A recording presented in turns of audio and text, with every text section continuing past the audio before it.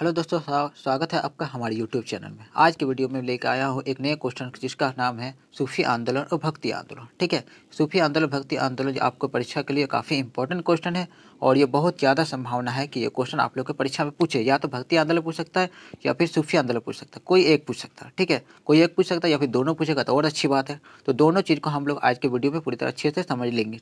ठीक है, तो चलिए शुरू करते हैं। सबसे पहले हम लोग बात करेंगे सूफी आंदोलन की। तो सूफी आंदोलन जो होते हैं जो मुस्लिम लोग मानते हैं। ठीक है, सूफी आंदोलन मुस्लिम लोग का मानना होता है। ठीक है, तो सूफी शब्द जो होता है अरबी शब्द सूफ से आया। अरबी भाषा में एक शब्द होता है सूफ और उसी शब्द से आया है सूफी शब्द। ठीक है, जिसका वास्तव में अर्थ होता है ऊन। ऊन होता है, ऊन होता है ना कपड़ा जो ठंडा के दिन में हम लोग पहनते हैं ऊनी कपड़ा, तो ये ऊन होता है। रियलिटी में इसका मतलब ऊन ही होता है। ठीक है, इसका मतलब यह है कि सूफियों की पोशाकें मोटे ऊनी कपड़ों से बनी होती थी, जो गरीबी का भी प्रतीक है। समझे, एक तरीका से बता रहा है कि मोटे ऊनी कपड़े को बने होते थे और ये गरीबी के का भी प्रतीक होता था। आरबी की दृष्टि से सूफी शब्द को पवित्रता या पवित्रता के रूप में दर्शाया जाता है। ठीक है, तो समझ लीजिए ये सूफी वर्ड इसका मतलब पवित्र भी होता है, यानी कि पूरी तरह से शुद्ध पवित्र। भारत में सूफी आंदोलन 1300 ईस्वी में शुरू हुआ था और 15वीं शताब्दी में दक्षिण भारत में आया। शुरुआत तो कब हुआ था कि 1300 ईस्वी में, और 15वीं शताब्दी में दक्षिण भारत तक भी सूफी आंदोलन को फैल गया। ठीक है, आगे देखते हैं। यहाँ तक हम लोगों ने देख लिया। सूफीवाद में आत्म अनुशासन को ईश्वर का ज्ञान प्राप्त करने के लिए एक आवश्यक शर्त माना गया था। यानी सूफी में कहा जाता है कि आत्म अनुशासन माने खुद को अनुशासन रखना, खुद को बुरे चीज़ों से दूर करना।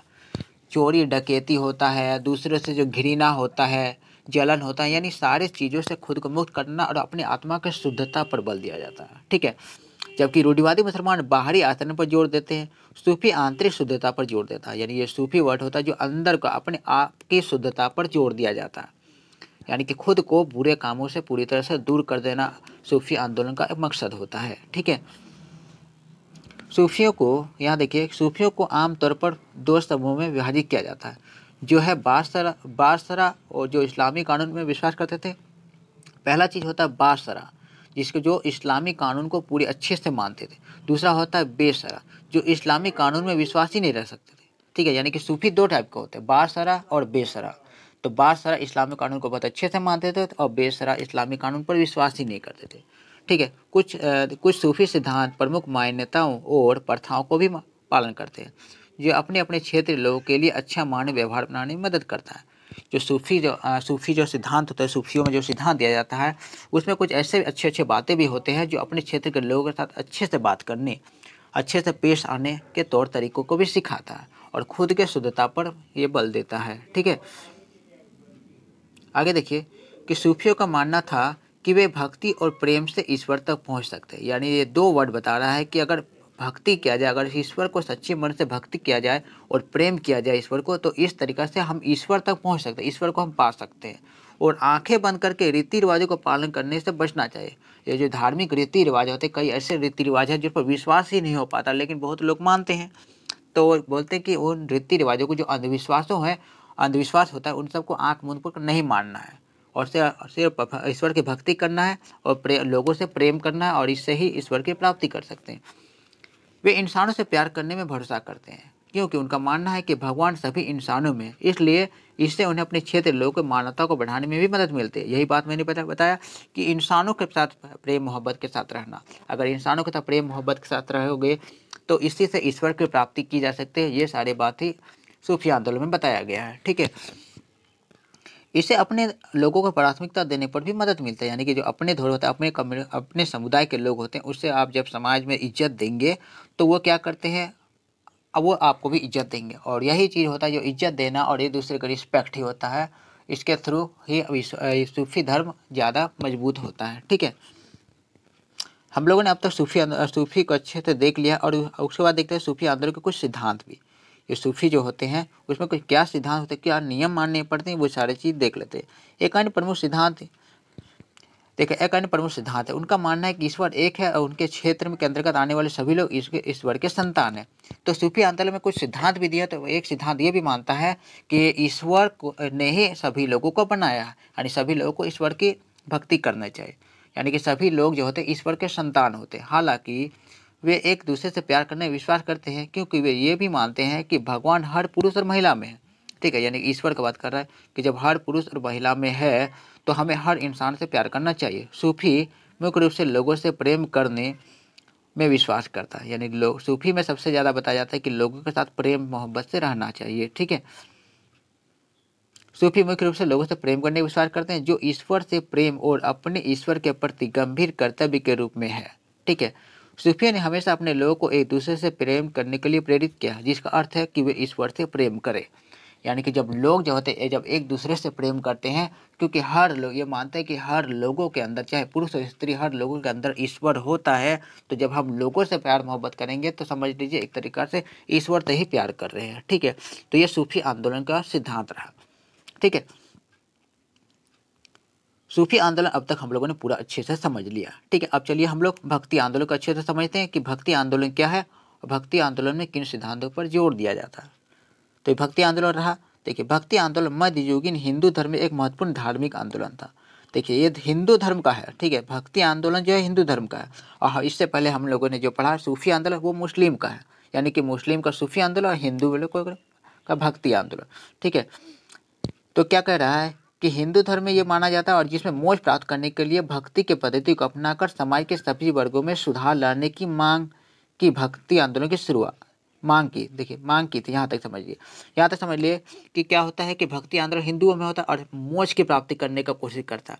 मोक्ष का प्राप्ति क्या होता है? मोक्ष मतलब होता है सारे दुखों का अंत हो जाना, यानी जो समाज में रहते हैं और हमारे जो बंधन होते हैं समाज से पूरी तरह से जुड़ जाते हैं, तो बंधनों में जुड़ जाते हैं, तो इससे हमें बहुत ज़्यादा दुख होता है। तो भक्ति आंदोलन का कहना है कि मोक्ष प्राप्त करना, यानी कि सारे दुखों का अंत कर लेना और समाज में जो भी बुराइयां हैं उसको दूर करना और समाज में सुधार करना होता है। यहाँ से देखिए कि भक्ति आंदोलन की शुरुआत दक्षिण भारत में अलवर और नैनारों द्वारा की गई। दक्षिण भारत में अलवर और नैनारों द्वारा की गई। ठीक है, तो अलवर कौन होते थे? तो अलवर भगवान विष्णु के भक्त थे और नैनार भगवान शिव के मानते थे। जो अलवर जो होते थे, अलवर विष्णु को मानने वाले लोग होते थे और नैनार लोग जो होते थे वो शिव को मानते थे। ठीक है, ये भक्त अपने देवताओं के स्मृति में भजन गाते हुए विभिन्न स्थानों की यात्रा करते थे। जो अपने अपने देवता होते हैं, ये जो लोग जो होते थे अपने अपने देवताओं के लिए तरह तरह के भजन गाते थे और भजन गाते हुए कई जगह एक जगह से दूसरी जगह जाते थे और अपने धर्म का थोड़ा प्रचार भी कर लेते थे। ठीक है, कई मंदिर बनाए गए जो पवित्र तीर्थ स्थल बन गए। उस समय जो मंदिर बने जो आज के समय में तीर्थ स्थल बन गए। ठीक है, भक्ति आंदोलन के उदय के कुछ कारण नीचे दिया। अगर भक्ति आंदोलन का जो उदय किया गया उसके कारण भी कुछ हैं, तो कारण क्या रहा है तो ये समझ लेते हैं। हिंदू धर्म में कुरीतियाँ, जो हिंदू धर्म में जो बुराइयां हैं उनको दूर करने के लिए ही भक्ति आंदोलन की शुरुआत हुई। उसके अलावा इस्लाम के फैलने का डर, जो इस्लाम जो है बहुत तेज़ी से फैल रहा था। ठीक है, उस समय तो हिंदुओं ने भी भक्ति आंदोलन शुरू कर दिया ताकि इस्लाम को टक्कर दिया जा सके। फिर आ गया जाति व्यवस्था। तो ये जाति व्यवस्था है, देश में जाति व्यवस्था को ख़त्म करना इसका मकसद रहा। उसके अलावा जटिल कर्मकांड, कुछ धर्म हिंदू धर्म में कुछ जटिल जटिल कर्मकांड होते थे, यानी कि कुछ ऐसे ऐसे जटिल नियम होते थे जिन्हें देखने से लगता था कि ये सब नहीं मानना चाहिए, यानी कि जटिल नियमों को दूर करने के लिए ही भक्ति आंदोलन की शुरुआत है। इसके अलावा उपासना विधि या मोक्ष की पूर्ति आवश्यकता है, यानी कि मोक्ष की प्राप्ति करना है, इसके लिए भी भक्ति आंदोलन की शुरुआत, यानी कि ये सारे कारण रहे थे जिस वजह से भक्ति आंदोलन की शुरुआत भारत में हुई थी। आगे देख लेते हैं कि भक्ति आंदोलन के मुख्य सिद्धांत क्या थे। तो सिद्धांत को चलिए एक एक करके सब कुछ समझ लेते हैं। यहाँ तक आप लोग देख लीजिए और सिद्धांत का पॉइंट यहाँ पर है। ठीक है, तो भक्ति आंदोलन क्या बताता है कि एक ईश्वर का नाम बता रहा है, यानी कि यहाँ पर है एक ईश्वर। भक्ति आंदोलन में कहा था कि एक ही ईश्वर को मानना है, ईश्वर का नाम लेना है। ठीक है, सभी मनुष्य समान है। ये धर्म में ये बताया गया कि सभी मनुष्य समान है, यानी कि किसी भी मनुष्य को अछूत नीचा ऊंचा नीचा ये सब नहीं समझना, बराबर सबको समझना है। इसके बाद है जाति प्रथा का त्याग है। ये जाति अलग अलग धर्म बहुत अलग अलग जाति मानते हैं, तो ये अलग अलग जाति मानना, ये जो जाति प्रथा है इसको खत्म करना। कर्मकांड से ज़्यादा भक्ति, इस धर्म में जो कर्म कांड जो रीति रिवाज नियम कानून माने जाते हैं उन नियम कानून को छोड़कर भक्ति करने, भगवान की भक्ति करने पर ज़्यादा जोर देता है। ठीक है, आगे समझ लेते हैं कि भक्ति आंदोलन का प्रभाव क्या रहा। जो भक्ति आंदोलन जो देश में चला तो उसका प्रभाव समाज पर क्या पड़ा। तो इसका प्रभाव ये पड़ा चलिए देख लेते हैं कि सेवा सेवा जैसे सामाजिक दान का परिचय दिया। सामाजिक दान यानी कि सेवा जो होता है, लोगों का सेवा करना चाहिए, ठीक है। उसके अलावा दान का परिचय दिया, दान लोगों को दान देना यानी डोनेट करना, कोई भी चीज़, पैसा हो, गरीबों को पैसा दो या फिर खाने पीने का चीज़ देना, दान देने का चीज़ जो है तो भक्ति आंदोलन में ही आया। मुफ्त भोजन के साथ सामुदायिक रसोई, ये जो लोगों को, जो गरीब लोग होते हैं या फिर नॉर्मल लोग होते हैं, उसे मुफ्त में भोजन दिया जाता है। उसके बाद सामुदायिक रसोई क्या होता है कि बहुत सारे लोगों का एक जगह में खाना बनता है, उसे सामुदायिक रसोई कहते हैं। फिर आ गया अहिंसा में विश्वास। भक्ति आंदोलन में ये बात पर वो काफ़ी जोर दिया गया कि हिंसा नहीं करना है, किसी भी जीव को हानि नहीं पहुंचाना है, अहिंसा का सिद्धांत को अपनाना है, ठीक है। उसके अलावा क्या अच्छी बातें रहे जो समाज पर प्रभाव पड़ा है, तो ये रहा कि गरीब किसानों की मदद करना और गरीब लोगों को खाना खिलाना। ये बात अच्छे से समझ गए, गरीबों को मदद करना है किसी भी तरीक़ा से। इसके अलावा गरीब लोगों के लिए निःशुल्क छात्रावास उपलब्ध कराना है, जो गरीब घर के बच्चे होते हैं उनके लिए फ्री में हॉस्टल, छात्रावास का मतलब क्या होता है, हॉस्टल उपलब्ध कराना, उन्हें किसी तरह का कोई पैसा ना देना पड़े। इसके अलावा लोक नृत्य को बढ़ावा देना, जो लोक नृत्य होते हैं, जो सांस्कृतिक लोक नृत्य होते हैं, उन सब चीज़ों को बढ़ावा देना, ठीक है। तो ये रहा पूरा आंसर, हम लोगों ने अच्छे से समझ लिया है इसको। उम्मीद है पसंद आया होगा वीडियो। अगर वीडियो पसंद आया है तो लाइक और सब्सक्राइब जरूर कर दें। मिलते हैं हम लोग नेक्स्ट वीडियो में।